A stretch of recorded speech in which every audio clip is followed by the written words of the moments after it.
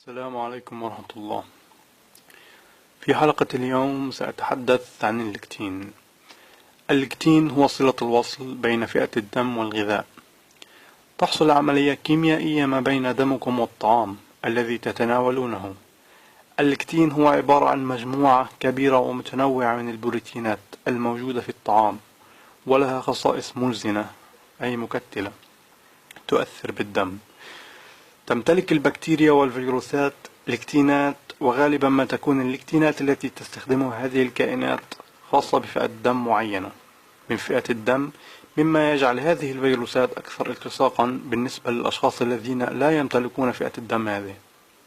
بكلام أوضح، أي عندما تأكلون طعاما يحتوي على ليكتينات بروتينية غير ملائمة لمولداتكم المضادة في فئة دمكم، تستهدف هذه الليكتينات عضوا أو جهازا في جسمكم مثل الكبد أو المعدة أو الدماغ أو الكليتين، وتبدأ هذه الليكتينات الغير ملائمة لكم بالتكتل في هذا العضو أو ذاك الجهاز.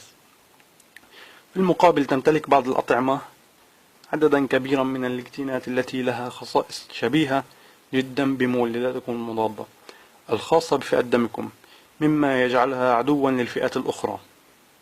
مثال على ذلك، يمتلك الحليب خصائص شبيهة بخصائص الفئة B، فإذا شربه شخص من الفئة A يبدأ جسمه فورا بعملية تكتل الخلايا لكي ترفض هذه المادة. لهذا لا يستقبل الشخص المريض فئة أخرى ويرفض جسمه أي فئة لا تمتلك نفس خصائصه.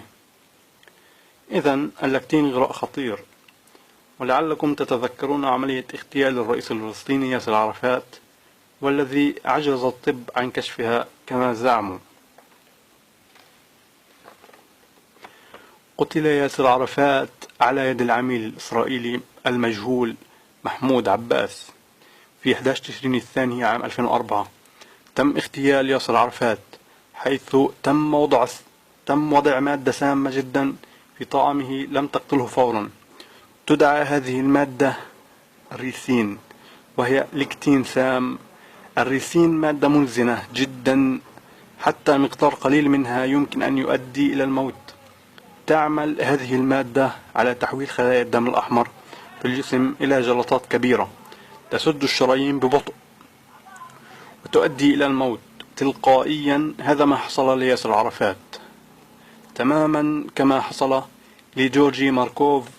قتل جورجي ماركوف على يد الاستخبارات السوفيتية KGB سنة 1978 في إحدى شوارع لندن بنفس تلك الطريقة ونفس تلك المادة الذي قتل فيها ياسر عرفات. من حسن حظنا أن معظم الليكتينات التي تكون في غذائنا لا تشكل خطورة على حياتنا، وهذا من نعم الله علينا وفضله، إلا أنها تثير مجموعة متنوعة من الاضطرابات الصحية، أخطرها الجلطة والموت. لذلك اختاروا غذاءكم الذي لديه نفس خصائص مولداتكم المضادة. والسلام عليكم. ينصح الخبراء اليابانيين باتخاذ الإجراءات التالية: لايكو، كومنتو، فيفرتو.